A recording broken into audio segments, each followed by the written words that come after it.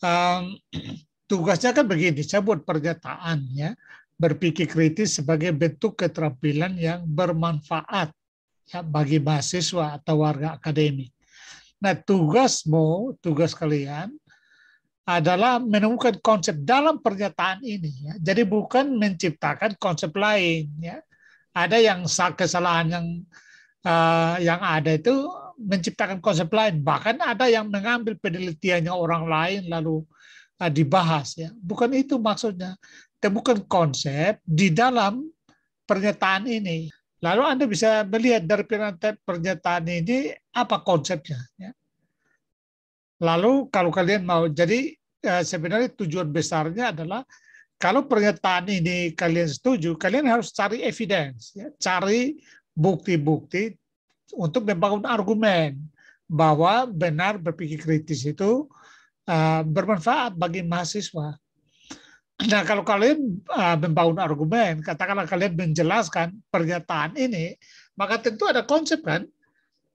Bagaimana kalian bisa menjelaskannya tanpa konsep? Kan begitu. Harus pasti ada konsep dulu baru kalian jelaskan ya. Dan karena itu melibatkan proses berpikir, proses bernalar, maka tentu ada purpose juga. Tanpa purpose ya, tanpa konsep, bagaimana kalian bisa berbicara? Apa mau dibicarakan gitu kalau tanpa konsep? Kan gitu ya. Nah, lalu supaya terarah pembahasannya, maka tentu ada question, ada informasi, ada kesimpulan, ada kalau ada kesimpulan maka pasti ada implikasi. Nah, sebelum saya tunjukkan masalah-masalah umum yang ada, mari kita lihat langsung. Saya sudah download beberapa tugas ya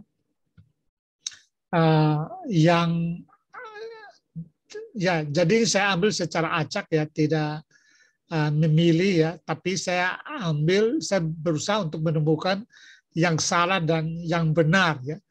Nah, yang benar itu juga tidak dalam pengertian benar sepenuhnya ya. Jadi kalau Anda ada yang mungkin saya kasih nilai sampai 95 ya, saya tidak tahu di kelas ini ada begitu atau tidak, tapi ada nilainya cukup tinggi 95 ya, 90, 85 ya. Itu sebenarnya bukan karena pekerjaannya tepat benar ya, tetapi dari tugas yang dikerjakannya itu menggambarkan bahwa dia sudah memahami, hanya belum fasih saja ya, memahami hubungan antara satu konsep atau satu elemen dengan elemen yang lain, hanya belum fasih ya. Nah, kembali kita lihat pernyataannya adalah berpikir kritis sebagai bentuk keterampilan yang bermanfaat bagi mahasiswa atau warga akademik. Lalu tugasnya adalah untuk mengidentifikasi kriteria penalaran, yaitu konsep, purpose, question, informasi, kesimpulan, dan implikasi. Implikasi sebenarnya tidak wajib, tapi oke lah, ada yang sampai implikasi itu juga boleh ya. Nah, lalu kita lihat, coba ya, kembali ke pernyataannya di sini. Ini kalau kita lihat purpose, itu ada 3 purpose. Jadi bukan berarti tiga-tiganya dirumuskan. Tiga ini satu purpose saja, tapi Anda bisa rumuskan dalam 3 formulasi ini juga semuanya oke. Karena apa? Karena semua purpose ini menjawab pernyataan yang di atas ya, bahwa berpikir kritis sebagai bentuk keterampilan yang bermanfaat bagi mahasiswa atau warga akademik. Purpose pertama adalah mengargumentasikan bahwa berpikir kritis memiliki banyak manfaat bagi mahasiswa. Kan sederhana, dari situ kan bisa lihat purpose kan, dan pernyataan itu ya.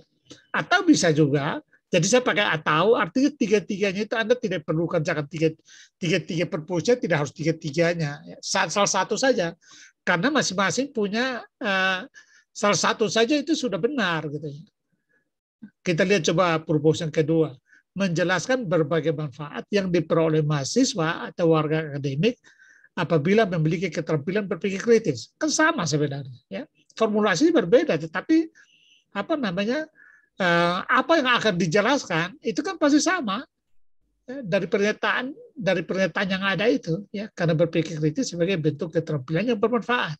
Atau yang ketiga misalnya membuktikan bahwa berpikir kritis memiliki banyak manfaat apabila dikuasai oleh mahasiswa atau warga akademik. Nah, jadi sekali lagi, 3 purpose ini mungkin Anda bisa tambah lagi ya, bisa merumuskannya dengan cara yang lain, tetapi dia tidak boleh lari keluar dari pernyataan ini. dia harus dalam rangka menjelaskan pernyataan ini atau membangun argumen untuk memperkuat pernyataan ini. Ya. Karena dalam berpikir kritis sekali lagi, yang diukur itu adalah argumennya. Tidak menilai sikap Anda itu benar atau salah, sikap Anda itu apakah kalau tidak sesuai dengan sikap dosen itu salah, bukan itu. Ya. Bisa berbeda pendapat, banyak pendapat muncul, tidak masalah. Yang penting argumennya. Ya. Nah, untuk membangun argumen harus memastikan purpose-nya, kan gitu. Nah, jadi sekali lagi Anda bisa rumuskan formulasi yang lain, tetapi prinsipnya adalah dia pasti hanya berkaitan dengan berpikir kritis dan manfaatnya. Tidak bisa lari keluar dari situ. Kalau sudah lari keluar berarti Anda sudah salah kerjanya. Itu sudah pasti salah kerjanya. Karena permintaannya adalah Anda membuat argumen berkaitan dengan pernyataan ini. Ya, jadi sekali lagi itu purpose. Nah, sekarang kalau purpose-nya begini, mungkin kalian screenshot ini ya. Saya belum kirim PPT soalnya ya, tapi nanti saya kirim aja kalau gitu ya. Nah, kalian coba perhatikan purpose. Purpose ini kita akan lihat bahwa dia akan memiliki keterkaitan atau akan relevan dengan question. Jadi purpose pasti relevan dengan question. Tidak boleh, karena dari tugas ada yang purpose lain, questionnya lain. Ya kalau gitu nggak bisa nanti membangun argumen susah. Ya, yang saya sering mengatakan. Purpose DKI Jakarta, tetapi questionnya mengarahkan kita ke Madiun. Itu nggak nyambung. Ya. Nah, coba kita perhatikan misalnya. Purpose 1 mengargumentasikan bahwa berpikir kritis memiliki banyak manfaat bagi mahasiswa. Nah, questionnya, apakah keterampilan berpikir kritis bermanfaat bagi mahasiswa atau warga akademik? Kan nyambung. Ya. Nyambung. Jadi ketiga question ini nyambung dengan sekali lagi kalau mengerjakan pakai salah satu saja karena tiga-tiganya itu atau bisa juga kita formulasikan tambah itu intinya sama ya. Sama saja semuanya ini hanya formulasinya berbeda ya. Nah, kita lihat dari tiga ini lalu muncul tiga kemungkinan question ya. Saya katakan kemungkinan question aja supaya kalian jangan berpikir bahwa tiga-tiganya harus dikerjakan. Nggak bisa, karena nanti bukti yang dimunculkan akan sama aja untuk menjawab tiga-tiganya. Jadi mau buat tiga yang nggak bisa. Hanya salah satu saja ya. Yang kedua, apa manfaat berpikir kritis bagi mahasiswa atau warga akademik? Atau mengapa warga akademik atau mahasiswa perlu memiliki keterampilan berpikir kritis? Jadi masih fokus di sini. Questionnya tidak lari keluar dari sini, juga dia relevan dengan purpose. Ya, ingat ya, standarnya itu kan standar kualitasnya kan harus ada relevansi kan antara question dan purpose. Oke, kita lihat elemen berikut, konsep. Ya, jadi kita sudah dua kriteria atau dua elemen ya, purpose, question, sekarang konsep. Nah, konsep sudah saya jelaskan bahwa konsep adalah teori, pendapat ahli, definisi terkait dengan berpikir kritis dan manfaatnya ya. Jadi betul, tadi ada kita lihat punya Nathanael ya. Dia mulai dengan definisi berpikir kritis. Itu betul, tetapi tidak hanya itu. Harus yang dikaitkan dengan manfaatnya ya. Jadi sekali lagi teori, pendapat ahli, definisi terkait dengan berpikir kritis dan manfaatnya bagi mahasiswa atau warga akademik. Itu konsep. Ya. Nah, mari kita lihat berapa konsepnya. Saya tunjukkan ada berapa. Sebenarnya begini. Sebenarnya kalau kalian membaca materi-materi sebelumnya itu sudah ada. Ini materi kedua dan ketiga nih saya ambil dari situ ya. Ada juga yang saya ambil lagi dari luar ya. Istilahnya riset lagi ya supaya kaya ya. Jadi materi-materi itu, konsep-konsep ini sudah ada di dalam materi-materi yang disampaikan sebelumnya, ya, yaitu berkaitan dengan manfaat berpikir kritis, kan begitu. Karena itu yang mau dijawab kan. Sekali lagi itu yang mau dijawab ya. Karena berjawab keterampilan berpikir kritis bermanfaat bagi mahasiswa, itu yang mau dijawab. Artinya argumen yang mau dibangun itu adalah menjawab pertanyaan ini. Apakah benar berpikir kritis itu bermanfaat bagi mahasiswa, sehingga kita tidak bisa sekedar pertanyaan itu muncul di hadapan kalian sebagai warga akademik, lalu kita jawabnya, oh ya penting sekali. Itu bukan jawaban seorang akademisi.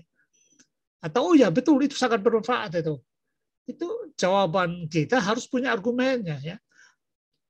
Jadi untuk menjawab pertanyaan ini adalah kita membangun konsep dan konsep itu ya harus berkaitan dengan pendapat ahli, definisi terkait, teori yang menggambarkan tentang berpikir kritis dan manfaatnya. Ya. Itulah sebabnya saya ajukan ambil 3 konsep. Karena memang minimal ya 2 atau 3, paling aman itu 3. Jangan cuma pakai 1 konsep. Karena ada yang menulis konsepnya itu atau informasi itu dari pengalaman sendiri. 1 aja ya, itu sangat tidak akademik gitu ya.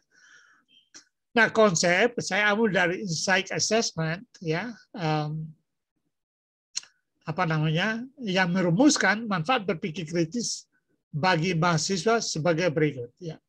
Mengembangkan kompetensi yang dibutuhkan untuk hidup di dalam masyarakat yang kompleks ya. Jadi menurut insight assessment, manfaat berpikir kritis bagi mahasiswa adalah membantu mahasiswa mengembangkan kompetensi yang dibutuhkan untuk hidup dalam masyarakat yang kompleks ya.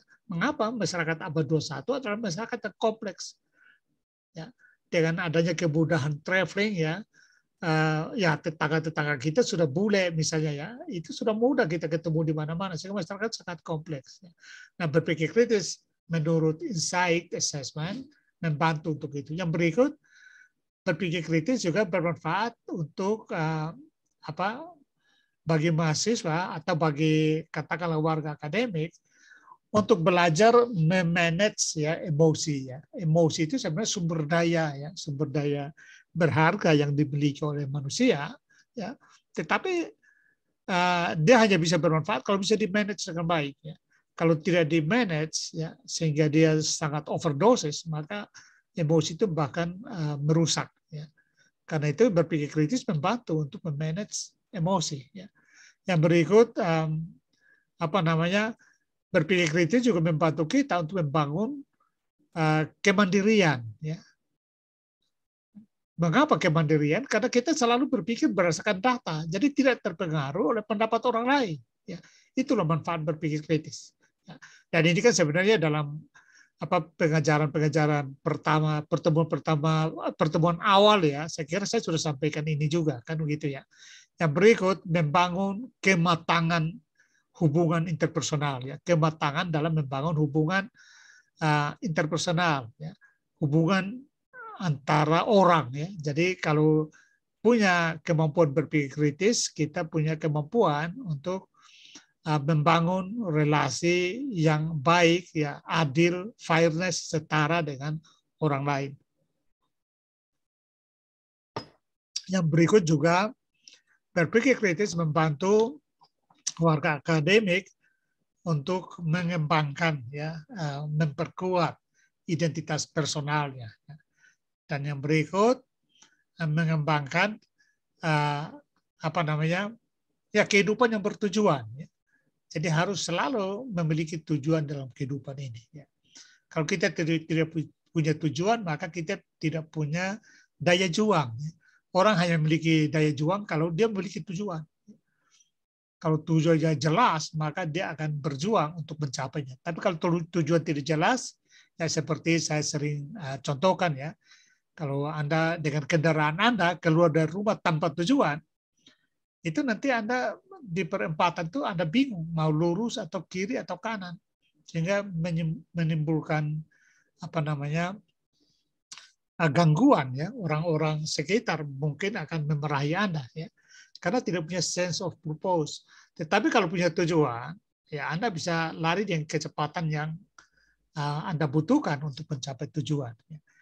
Yang berikut juga membangun integrasi yang lebih besar ya, antara apa yang kita katakan dengan lingkungan ya. Jadi maksudnya membangun kejujuran ya, komitmen kejujuran. Nah, itu berpikir kritis. Itu konsep yang pertama ya. Jadi dari insight assessment ya. Ini saya sertakan supaya kalian bisa pelajari lebih dalam lagi kalau mau ya. Jadi sekali lagi konsep yang kita sertakan itu harus dengan sumbernya. Karena apa? Konsep itu harus bisa diperiksa oleh orang lain. Itu yang disebut dengan objektivitas. Ya. Jadi kita membangun argumen itu harus objektif. Objektif artinya bukti-bukti argumen kita harus menyertakan sumber-sumbernya sehingga orang bisa memeriksanya. Kalau orang tidak percaya, silakan Anda cek. Ya. Saya pakai argumen saya bangun dari konsep dari insight assessment. Yang kedua, ini dari Australian Christian College, ya. Dia merumuskan manfaat berpikir kritis. Pertama adalah memahami ya hubungan antara ide-ide ya. Sekarang kita ketika membahas ini juga sudah melatih kalian untuk melihat hubungan antara konsep, purpose, lalu nanti informasi, kesimpulan, atau bahkan ide-ide yang berbeda-beda, ide-ide besar ya. Itu bisa berpikir kritis membantu kita untuk membangun hubungan itu. Ya. Misalnya sekarang kita sedang membahas hubungan antara berpikir kritis dengan manfaat, kan gitu ya. Itu menghubungkan dua ide, ya, dua gagasan, yaitu berpikir kritis dan manfaat. Dengan mengaitkan dua itu, maka kita akan menemukan pengetahuan. Dan ini adalah proses penemuan pengetahuannya yang kita sedang lakukan ini. Ya. Lalu yang berikut menentukan penting dan relevannya argumen dan ide-ide. Ya. Jadi kita bisa menentukan relevansi dari argumen kita karena kita fokus pada katakanlah data, ya, pada bukti. Ya. Yang berikut menyadari dan membangun argumen-argumen yang kuat. Ya. Lalu mengidentifikasi inkonsistensi dan falasi di dalam penalaran. Ya. Jadi kalau kita sudah ketat dan berpikir kritis, orang berbicara kita tahu dia sedang melakukan falasi. Artinya ngomongannya itu tidak punya dasar, ya, tidak punya tidak bisa dibuktikan, ya, tidak bisa divalidasi ya, di dalam empirik. Orang berbohong kita paham ya. Mungkin kita tidak mengatakannya karena alasan etika misalnya, tetapi kita tahu itu berbohong karena tidak punya validasi empirik sebenarnya. Ya.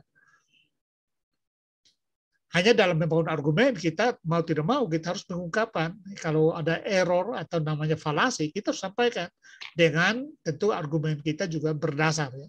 Jadi tidak asal-asal saja kamu ngomong kosong misalnya ya, tidak bisa begitu juga karena pernyataan itu harus punya dasar juga ya. Ya berikut mendekati masalah-masalah secara konsisten dan sistematik. Jadi memahami masalah-masalah, memahami apapun yang kita hadapi secara konsisten dan sistematik. Ya. Lalu merefleksikan atau menguji sendiri asumsi-asumsi yang kita percaya, nilai-nilai yang kita percaya. Jadi dengan berpikir kritis membantu kita untuk menilai diri kita sendiri, melakukan self-correction untuk menemukan kalau ada asumsi-asumsi yang keliru di dalam pemahaman kita, atau keyakinan-keyakinan yang keliru, nilai-nilai acuan yang keliru, maka kita bisa melakukan pemberdayaan atau mengoreksi nilai-nilai itu sendiri. Ini konsep yang kedua ya.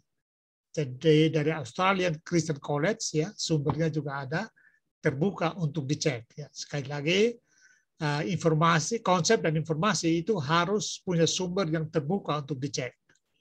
Yang berikut, ya manfaat berpikir kritis menurut University of People. Saya kira ini yang saya gunakan dalam pertemuan 3 ya. Pertemuan 3 semua lengkap ini. Ya.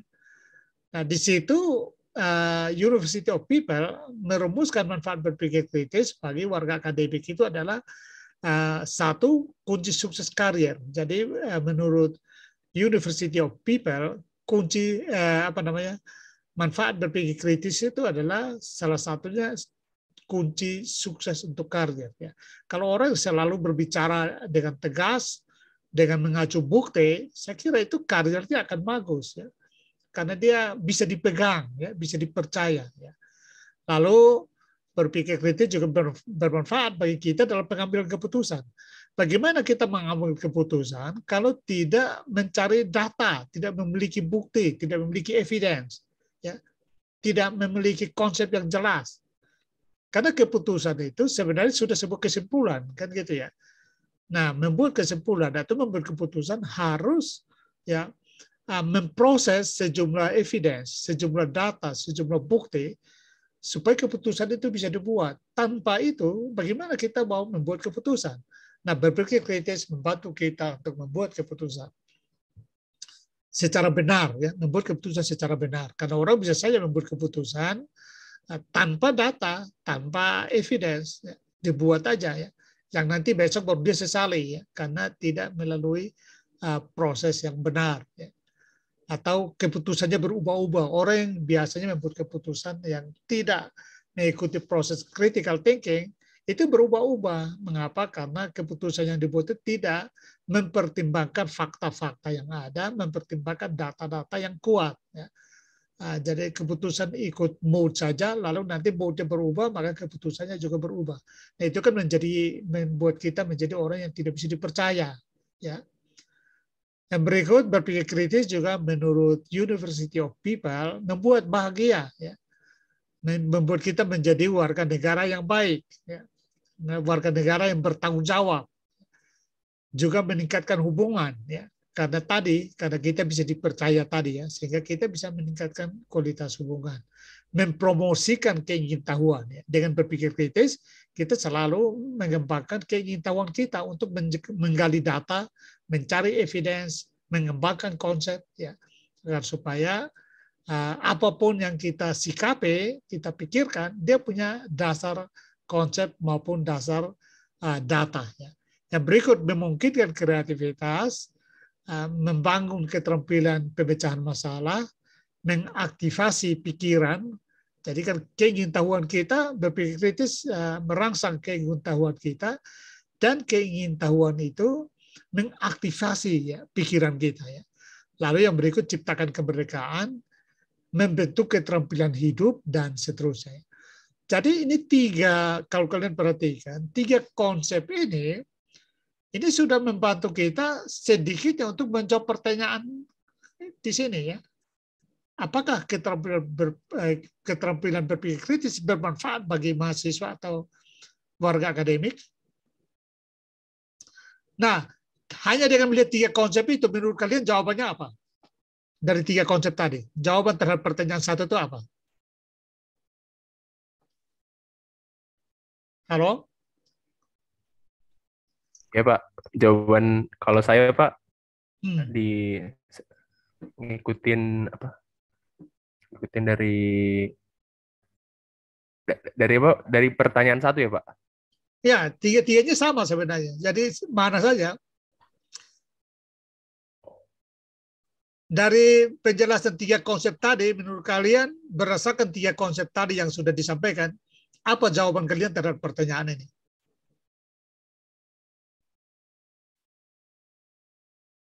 Silakan. Kalau saya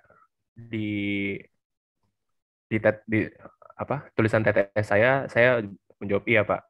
Nah, bukan kamu jangan ke situ dulu.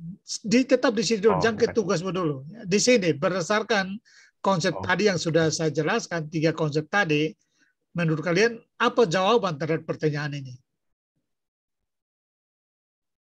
Jawabannya iya Pak. Keterampilan berpikir kritis bermanfaat bagi mahasiswa atau warga akademik. Nah itu bermanfaat, tapi itu belum cukup di situ. Kita lihat dulu datanya, informasinya, ya kan? Itu baru di konsep saja kita sudah memperkuat kita, membantu kita untuk menjawab pertanyaannya atau menyikapi statement ini. Tetapi belum cukup. Mari kita lihat lagi di informasinya. Sekali lagi, kalau konsep itu masih abstrak, ya, dia masih berupa teori, berupa apa namanya. Ini semua kan bukan empirik, ya. Kunci sukses, pengambilan keputusan, membuat bahagia, ini kan abstrak semua. Ini bukan empirik, ya kan?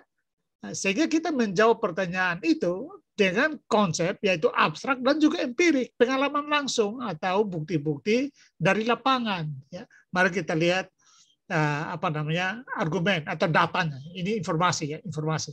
Informasi itu bisa juga kita pakai argumen ya. Nah, kita lihat argumen pertama atau informasi pertama. Sepanjang tahun 2012 sampai 2015 dari 4 juta lowongan kerja, ya, lowongan kerja permintaan dengan kompetensi keterampilan berpikir kritis meningkat hingga 158 persen, ya. Dari 9 bentuk keterampilan yang paling dibutuhkan di abad 21, berpikir kritis berada di urutan kedua setelah digital literasi. Silakan lihat datanya di sini, ya. Ini data. Nah, menurut kalian kuat nggak dengan informasi data ini? Cukup kuat nggak untuk mendukung bahwa berpikir kritis bermanfaat?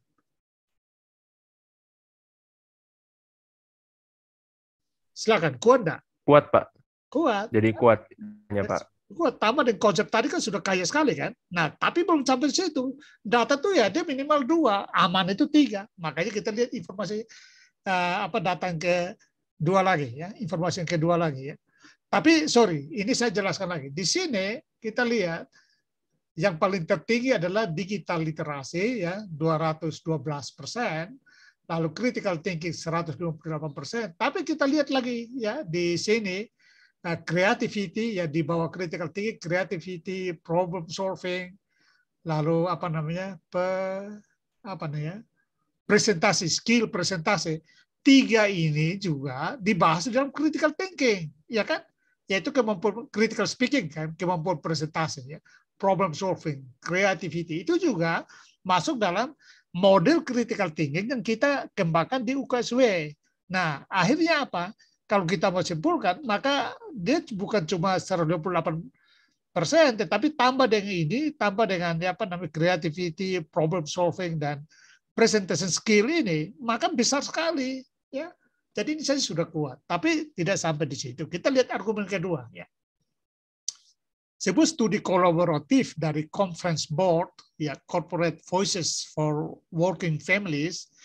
Jadi ini kolaborasi antara 5 atau 4 lembaga, ya. Pertama Conference Board, yang kedua Corporate Voices for Working Families, yang ketiga The Partnership for 21st Century Skills, yang keempat The Society for Human Resources Management tahun 2006 melaporkan bahwa berdasarkan hasil studi itu, keterampilan berpikir kritis merupakan applied skill yang paling dibutuhkan di abad 21. Kita lihat di sini, ya, applied skill, critical thinking, dalam kurung problem solving. Itulah sebabnya tadi saya bilang dalam berpikir kritis itu sudah ada problem solving, sehingga yang argumen yang pertama itu sudah makin sangat kuat, ya. Lalu oral communication, ya, ini yang saya bilang, ini juga masuk dalam critical thinking, kan, karena nanti presentation skill juga kalian dapat, kan, gitu, ya. Written communication, ini juga writing skill juga kalian dapat dalam critical thinking UKSW. Artinya 3 ini, ya, yang sebagai applied skills yang paling dibutuhkan di abad 21, ya, berdasarkan studi dari 5 atau 4 lembaga ini, critical thinking paling utama, ya, paling dibutuhkan di abad 21, gitu loh. Ya. Nah, ini argumen tambah memperkuat yang pertama, kan. Oke, mari kita lihat yang ketiga. The Foundation of Young Australian melaporkan bahwa rata-rata, ini dari aspek gaji lagi, ya, pembayaran gaji untuk karyawan yang memiliki kompetensi berpikir kritis lebih tinggi dari keterampilan lainnya. Rata-rata gaji bulanan, ya, berpikir kritis 7,745. Ini bulanan loh, dolar Australia, ya. Ya, dolar Australia berapa, ya? Mungkin sekarang 10 atau 12, ya. Silakan Anda kali. Ini sekitar 80-an, 90-an, ya, per bulan, ya. Lebih besar dari financial literasi. Ya. Jadi gaji untuk mereka yang punya keterampilan berpikir kritis itu lebih tinggi dari literasi finansial, lebih tinggi dari yang punya kreativitas. Ya. Nah, tapi dia lebih rendah dari keterampilan presentasi, kan, gitu, ya, dan digital literasi. Tapi seperti saya katakan, keterampilan presentasi ini juga kita dapatkan di dalam model berpikir kritisnya UKSW. Ya. Itu artinya kalau Anda menguasai berpikir kritis yang kita dapat di UKSW ini, Anda benar-benar sudah bisa hidup nyaman di abad 21. Ya. Karena ini hasil riset loh. Saya mencari hasil riset Indonesia itu kelihatannya masih kurang. Tetapi saya akan menantang kalian untuk coba mencari hasil-hasil riset Indonesia berkaitan dengan ini, ya, berkaitan dengan kompetensi-kompetensi yang dibutuhkan. Ya. Tetapi kami di Pusat Studi Pemikiran Kritis UKSW sedang berusaha untuk menduplikasi model riset ini, ya, untuk kita bisa mengadakan datanya berkaitan di Indonesia. Nah, sekarang sampai di sini kita sudah pelajari 3 konsep dan 3 argumen atau 3 informasi. Ya. Nah, sekarang dari 3 konsep dan 3 argumen tadi, ya, menurut kalian apa jawaban kita terhadap question tadi? Ya. Apa jawabannya menurut kalian? Terhadap question, ya, terhadap ini. Apa jawabannya? Menurut saya jawabannya keterampilan berpikir kritis sangat bermanfaat bagi mahasiswa atau warga akademik karena satu data yang pertama dijelaskan, data kedua karena apa dan lain-lain gitu Pak. Ya, persis. Nah, itulah yang disebut dengan kesimpulan. Ya. Jadi kalau kesimpulan itu tidak lain dari jawaban tuntas terhadap question. Ya. Ya, kesimpulan adalah jawaban tuntas terhadap question atau terjawabnya purpose. Mari kita lihat purpose-nya apa tadi. Apakah keterampilan berpikir kritis? Mengargumentasikan bahwa berpikir kritis memiliki banyak manfaat. Nah, menurut kalian dengan kita menyampaikan konsep dan 3 informasi tadi, itu sudah kuat argumennya atau belum? Bahwa berpikir kritis itu memiliki banyak manfaat. Sudah cukup kuat, Pak. Kuat, ya, kuat. Jadi kesimpulan itu adalah jawaban tuntas terhadap question, tetapi juga menunjukkan tercapainya purpose, kan gitu ya. Nah, itu yang kita sebut mari ini supaya kalian lihat relasi antara berbagai elemen pemikiran kritis tadi, ya. Jadi kita sudah sampai ke jawabannya tadi, ya, diwakili oleh siapa tadi? Nathanael tadi, ya, siapa? Anthony, ya, atau siapa tadi? Tadi siapa yang jawab tadi? Anthony, ya? Anthony atau Nathanael, siapa ya? Anthony, Pak. Anthony, ya. Betul, Anthony, ya. Diwakili Anthony tadi, ya. Itu kesimpulan. Jadi kesimpulannya ketika kita mengatakan bahwa berpikir kritis itu bermanfaat bagi warga akademik, ya, atau mahasiswa, ya, itu kesimpulan itu bukan kesimpulan yang ngomong doang. Di balik itu ada data yang sangat kuat untuk mendukung kesimpulan itu, ya. Dan juga konsep-konsep yang kita kemukakan itu sangat memperkuat, ya.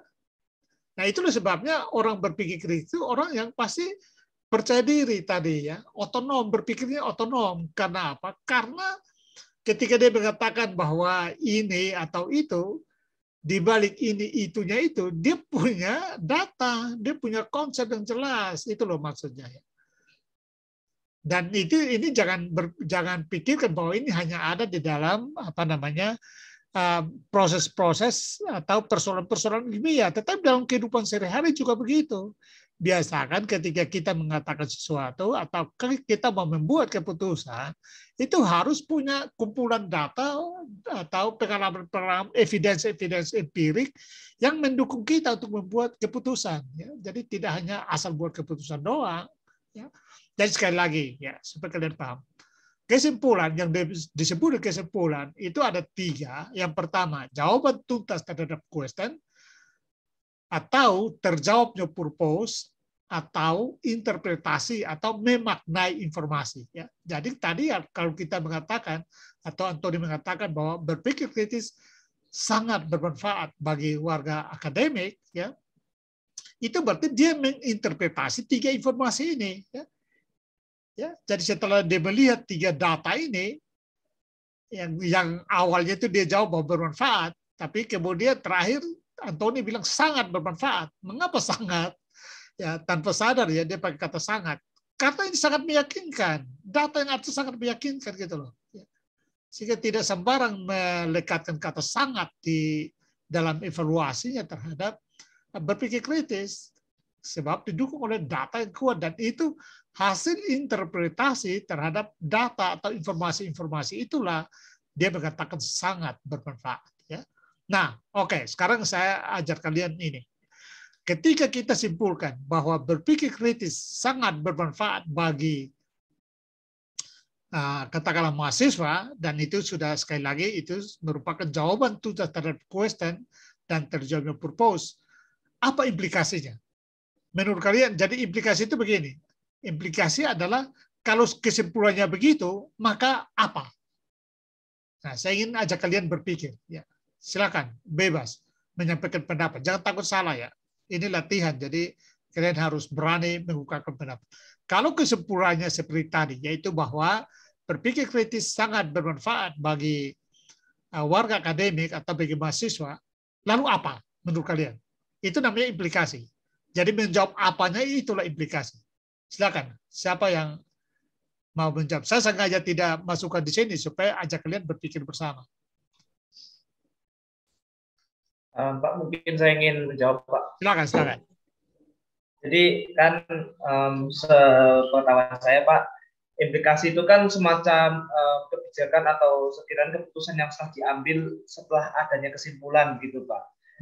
Dan mungkin implikasi dari kesimpulannya itu ya karena berpikir kritis itu memiliki banyak manfaat bagi mahasiswa atau warga akademik. Jadi seharusnya berpikir kritis itu diterapkan untuk mungkin di semua instansi pendidikan begitu, Pak, yang ada, sehingga mahasiswa itu bisa lebih mengembangkan lagi kemampuan berpikir kritisnya begitu, Pak, karena sudah terbukti bahwa kemampuan berpikir kritis itu memiliki banyak manfaat begitu, Pak, bagi mahasiswa atau warga akademik begitu, Pak.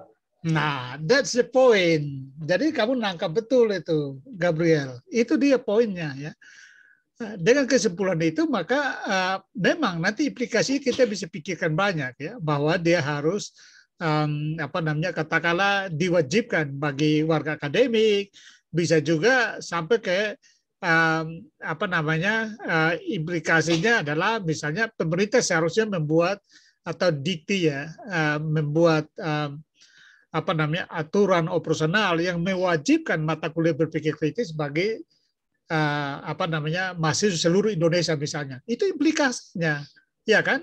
Jadi implikasinya bisa banyak, tetapi yang penting adalah memahami implikasi adalah katakanlah kalau kesimpulannya begini, maka apa yang perlu dilakukan? Ya, intinya memang di situ, kata kuncinya memang di situ. Kesimpulannya begitu, maka apa yang perlu dilakukan? Ya? Karena saya lihat yang kalian kerjakan, banyak yang buat kesimpulan implikasi itu adalah ya menjelaskan tambah lagi keluar dari kesimpulan. Nanti kita akan lihat ya, saya ada download berapa itu nanti kita lihat satu persatu untuk melihat contoh kasusnya ya.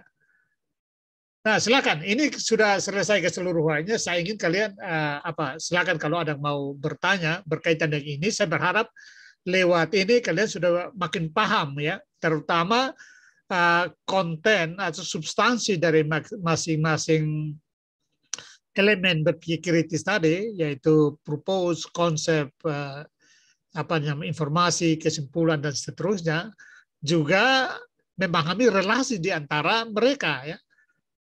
Relevansi di antara mereka. Jadi jangan buat purpose-nya lain, question-nya lain, kesimpulannya lain. Silakan, apakah ada? Mungkin saya ingin bertanya, Pak. Ya. Jadi kan mengenai konsep dan juga informasi, Pak.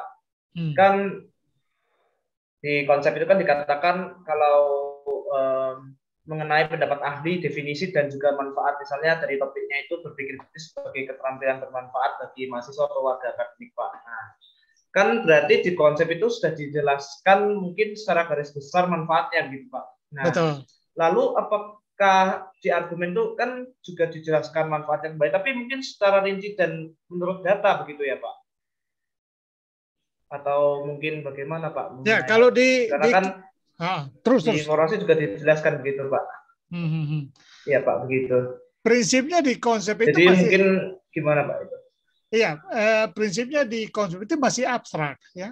teori, pendapat ahli yang tadi berpendapat bahwa berpikir kritis itu mendorong kita berpikir positif, mendorong kita percaya diri, ya. Itu kan teori, itu kan abstrak gitu loh, bukan data, ya kan? Itu kalian harus bedakan antara konsep dan informasi. Konsep itu adalah abstrak, ya, bukan empirik, ya, bukan data, tetapi dia masih abstrak. Orang pendapat ahli yang mengatakan ini itu, ya dia sebagai pendapat ahli. Istilahnya kita bilang ya itu ya konsepnya seperti itu, ya. Kenyataannya bagaimana, itu yang disebut dengan informasi, ya. Jadi kalau sebatas konsep saja, ya itu belum cukup kuat. Walaupun tadi setelah menjelaskan 3 konsep itu, Anthony mengatakan bahwa itu berarti dari konsep sudah jelas bahwa bermanfaat. Tetapi itu belum kuat, ya, karena belum ada bukti lapangan. Informasi adalah bukti lapangan, ya. Jadi harus dua-duanya, tidak boleh salah satu saja, ya. Itu yang dimaksud. Oke, misalnya kalau dalam filsafat khusus misalnya, ya, itu memang argumen-argumen filosofis itu tidak butuh data, ya. Dia lebih butuh pada nalar, ya, konstruksi nalar, ya, sistematika berpikir, ya, lebih ke situ, ya, kekuatan penalaran, ya. Itu ciri filsafat. Saya kira teologi juga mungkin tidak berbicara data, ya, kecuali tentu konsep-konsep tertentu, ya. Tetapi khusus untuk ilmu-ilmu natural yang jenis realitas yang harus dibuktikan adalah realitas alamiah, realitas sensibel yang bisa ditangkap dengan panca indera. Ingat pertemuan kita yang kedua kalau tidak salah, ya. Maka dia harus butuh data empirik, ya. Nah, itulah sebabnya dalam membangun argumen, ya, konsep dan informasi harus ada, tidak boleh salah satu saja, ya.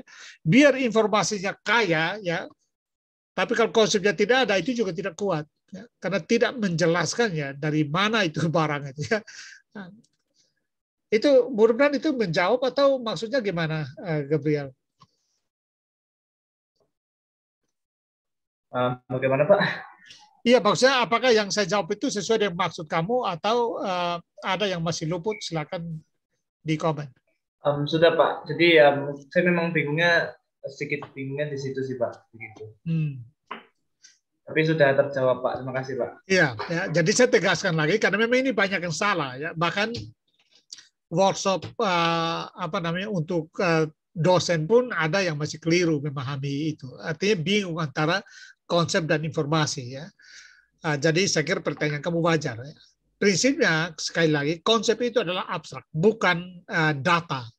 Konsep itu lebih ke katakanlah pendapat ahli, teori, paradigma, definisi, ya.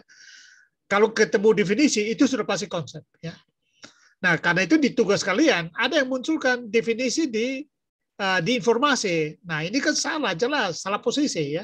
Definisi tidak mungkin di informasi. Informasi bicara data, tidak bicara konsep lagi. Kita lihat ini ini contoh informasi. Ini kan data, bicara data semua nih, ya.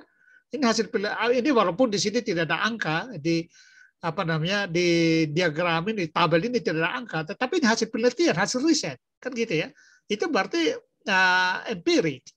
Atau yang ini jelas, ya, hasil survei. Jadi butuh ini menunjukkan angka pembanding, ya, bahwa mereka yang punya keterampilan berpikir kritis dibayar lebih mahal dari mereka yang finansial, ya.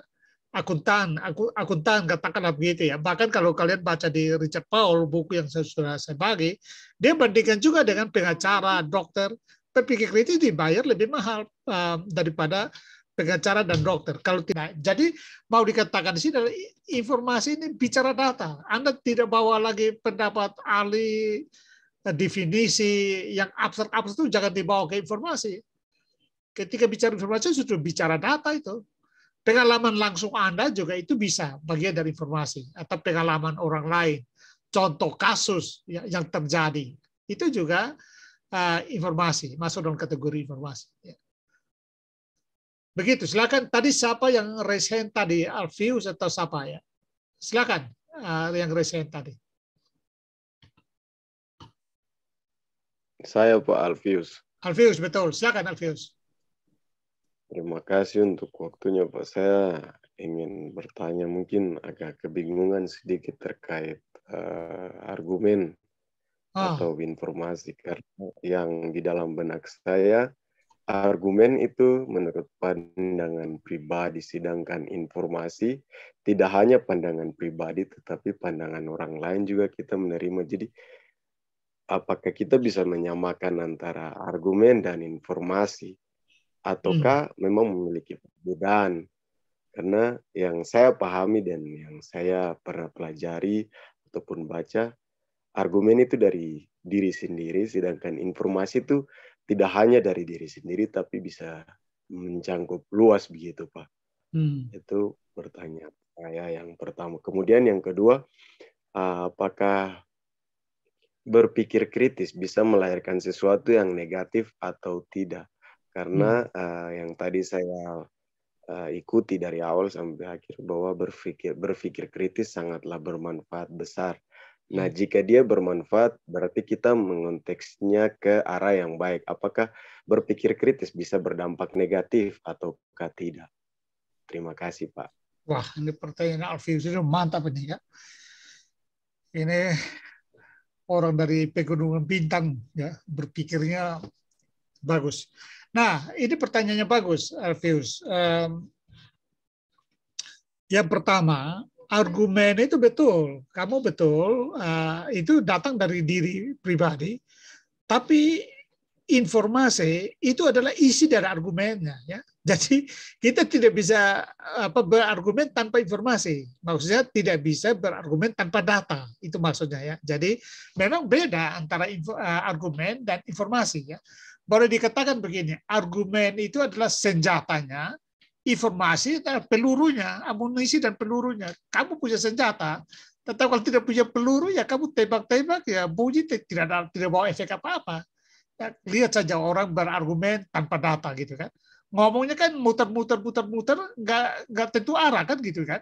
Coba kalian perhatikan aja debat-debat di TV atau jangan sampai ke TV deh. Kalau kalian di kafe lihat teman-teman kalian kalau bercerita ya berdebat kusir itu loh ya, itu kan tidak jelas argumennya kemana-mana. Itu artinya ya ngomongnya keras tapi isinya nggak ada gitu loh ya. Nah, jadi sekali lagi argumen itu adalah senjatanya, informasi adalah pelurunya, amunisi dan pelurunya ya.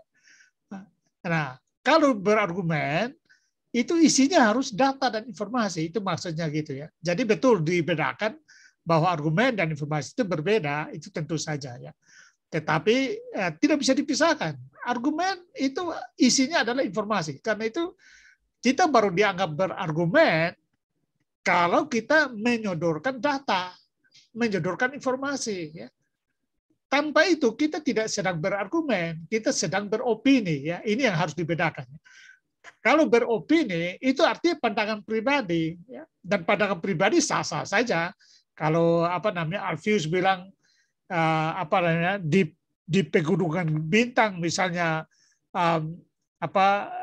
nyaman seperti di surga ya saya nggak bisa bilang apa-apa, kami semua ya oke-oke aja kan gitu, nggak bisa membantah itu karena itu opini kan gitu ya. Tetapi dia menjadi informasi kalau misalnya Alfius mengatakan misalnya di Pegunungan Bintang ya kita bisa hidup dari alam saja, semua tersedia misalnya ya. Mau makan apa ada di alam. Mau ingin makan daging pergi panas saja ada di alam misalnya kayak gitu. Misalnya gambaran begitu. Itu kan sudah data ya. Data itu membawa orang akan membayangkan, wah kalau begitu ya kayak di Taman Eden ya. Kira-kira begitu ya. Jadi sudah kayak surga gitu ya. Nah, itu maksudnya ya. Jadi sekali lagi argumen itu badannya, bodinya, isinya adalah informasi atau data. Ya. Jadi dibedakan tetapi tidak bisa dipisahkan. Ya. Nah, itu yang terhadap pertanyaan yang pertama. Yang kedua, Alfius, kamu ulang yang kedua. Saya sudah agak lupa deh pertanyaan kedua tadi ya. Apa ya? Ingatkan saja satu kata kunci. Apa? Kata kuncinya apakah berpikir kritis bisa mengarah ke negatif. Sudah paham. Jadi begini, kita mulai dulu dari filosofinya bahwa manusia itu makhluk berpikir, ya. Iya kan? Sepakat kan? Manusia itu makhluk berpikir kan? Aristoteles bilang apa namanya rationale animale, kan begitu? Rasional animale. Karena berpikir itulah yang membedakan manusia dari makhluk lain. Ya. Karena itu manusia dan berpikir itu tidak bisa dipisahkan, kan gitu ya. Nah, berpikir kritis itu katakanlah memberikan kita keterampilan untuk berpikir secara benar, kan gitu ya. Berpikir yang berisi, kira-kira begitu ya. Jadi sebenarnya berpikir kritis itu membuat kita menjadi manusia yang sejati, manusia yang betul-betul berpikir ya. Karena banyak manusia yang jarang atau minimal menggunakan pikirannya ya. Dan berpikir yang benar itu adalah berpikir dengan menggunakan katakanlah yang kita sudah pelajari ya, kriteria penalaran, standar kualitas penalaran, dan standar sikap dalam berpikir kritis. Ya ingat ada 30 item itu ya, yaitu kriteria, standar kualitas, dan standar sikap, kan gitu ya. Nah, itulah berpikir. Jadi kalau kita menjalankan berpikir kritis, artinya kita terampil berpikir, artinya berpikir secara benar, berpikir secara berkualitas dengan standar-standar yang ada, maka saya kira tidak ada yang negatif. Ya. Karena justru berpikir kritis membuat kita menjadi manusia yang betul-betul manusiawi. Selama ini menurut saya kita tidak terlatih, sehingga istilahnya begini, kita biasa bilang begini, jangan ajar buaya berenang, kan gitu ya. Nah, pernyataan itu kan mengakui bahwa buaya itu jago dalam hal berenang, atau jangan ngajarin burung terbang, ya. Karena itu habitatnya. Nah, seharusnya pada manusia juga kita mengatakan jangan ngajarin manusia berpikir, karena itu habitatnya dia. Tetapi hasil penelitian menunjukkan bahwa tidak semua orang terampil berpikir, itu kenyataannya ya. Oleh karena itu berpikir kritis muncul supaya membuat orang menjadi terampil berpikir. Ya. Nah, jadi artinya dengan demikian maka berpikir kritis membuat kita betul-betul menjalani hidup sebagai manusia yang sebenarnya, yaitu makhluk berpikir itu ya. Nah, karena sekali lagi kenyataan banyak orang hanya mengalir aja tanpa berpikir, banyak hal dilakukan ya spontan aja tanpa berpikir, nanti salah ya paling dia minta maaf, setelah itu lakukan lagi kan gitu ya. Nah itu soal. Jadi dengan berpikir kritis maka kita selalu sadar untuk berbicara itu harus ada data, ya harus ada konsepnya, tidak bisa asal bicara saja. Ya. Nah, jadi tegas jawabannya adalah bahwa berpikir kritis tidak negatif. Ya. Salah pahamlah yang membawa kita kepada memahami berpikir kritis secara salah. Ya. Misalnya ya. Dalam penelitian saya banyak yang khawatir dan sampai kita belajar berpikir kritis lalu kita menjadi ateis ya, itu seperti, atau bahkan ada yang bilang begini, ada yang bilang begini, Pak Sam, kita Indonesia ini baru hadapi seorang pemikir kritis seperti Rocky Gerung saja sudah pusing, apalagi kalau semua orang bisa berpikir kritis. Nah ini jelas salah paham tentang berpikir kritis, sehingga menganggap kalau kita kritis bisa hal negatif ya. Nah, padahal saya sudah katakan bahwa apa yang dilakukan Rocky Gerung tidak kritis ya. Karena apa? Karena pandangannya tidak selalu konsisten. Dia tidak selalu menyodorkan bukti. Ya. Dia selalu hanya mengandalkan hanya membolak-balik logika, ya, memutar-mutar logika sedemikian rupa sehingga membuat orang bingung. Ya, bahkan mungkin dia bingung sendiri juga dengan argumennya. Argumennya tidak punya, katakanlah ya seperti saya omong tadi, senjata yang bunyinya banyak tetapi pelurunya nggak ada sebenarnya. Nggak ada data yang ditampilkan atau data-data data-data pinggiran, data-data sekunder yang tidak kuat, ya, tidak bisa diuji ya. Saya ambil contoh misalnya ya, mungkin saya sudah pernah bilang di kelas ini ya, dia pernah bilang bahwa 99% rakyat Indonesia menginginkan Jokowi turun. Ya, ini pernyataan ini menurut saya pernyataan yang ya tidak bisa dibuktikan data itu ya, karena misalnya hasil survei tentang kepuasan publik terhadap kerja Jokowi saja sudah 73%. Itu bayangkan 73% dari rakyat Indonesia sudah berapa tuh? Masih mendekati 200 juta rakyat Indonesia. Jadi itu yang dimaksud ya. Berpikir kritis ketika salah dipahami maka orang khawatir ya, khawatir kritis nanti tersesat, atau kritis nanti jadi ateis, atau kritis itu bikin susah orang, ya. Karena suka orang yang salah di persepsi berpikir kritis itu seolah-olah mutar-mutar logika, ya, tidak mudah menerima pendapat orang, selalu saja menemukan alasan untuk tidak setuju dengan orang lain. Itu bukan berpikir kritis, ya. Sekali lagi itu salah paham tentang berpikir kritis. Berpikir kritis, kalau kita gunakan satu kalimat saja tentang berpikir kritis, maka saya katakan bahwa berpikir kritis adalah menjadi bijaksana. Nah, kalau menjadi bijaksana kan tidak ada negatifnya, kan gitu, ya. Yang kita sebut dengan fire minded, atau kita sebut kebajikan intelektual, ya. Ingat, ada 10 kebajikan intelektual, yaitu kerendahan intelektual, atau intellectual humility, ada keberanian intelektual, ada kedermawanan intelektual, dan seterusnya. Itu ukuran-ukuran untuk berpikir kritis. Karena itu sekali lagi, berpikir kritis itu positif dan tidak ada negatif. Saya kira itu, ya, Alfius. Silakan kalau belum jelas di komen lagi, atau yang lain mau berkomentar, silakan. Siap, Pak. Terima kasih untuk jawabannya. Cuman saya mendapat pandangan baru sih, Pak. Cuman tidak tahu kalau menurut saya. Silakan. Berarti kebanyakan semua bisa berpikir, cuman kritisnya yang kurang. Tepat. Terus kadang kita ingin membuat sesuatu jadi kritis, tapi orang salah kaprah dan akhirnya khawatir. Untuk bisa dapat melanjutkan kritis itu, terpaksa kita harus menyelimuti dengan bijaksana. Betul. Oke, baik. Betul. Terima kasih. Kesimpulan kamu sudah bagus, ya. Terutama kesimpulan pertama, memang itu persis, ya, persis, karena kalau kamu baca bukunya Richard Paul yang saya berikan itu, Richard Paul mengatakan bahwa bahkan Richard Paul mengatakan bahwa semua orang kritis, tidak ada tidak kritis, hanya dua kategori, ya, yaitu strong critical thinkers dan weak critical thinkers. Pemikir kritis kuat dan pemikir kritis lemah. Mengapa? Karena memang manusia makhluk berpikir, jadi tidak ada manusia yang tidak berpikir, kan begitu, ya. Yang membedakan hanya berpikir kuat dan berpikir lemah, ya. Sehingga tujuan adanya mata kuliah berpikir kritis itu adalah supaya melatih mereka yang tergolong sebagai pemikir kritis lemah menjadi pemikir kritis kuat, kan itu, ya. Jadi memang kesimpulan kamu yang nomor 1 itu persis, ya, itu yang juga dibilang oleh Richard Paul. Yang tadi sudah saya buka di mana, ya? Oh, oke.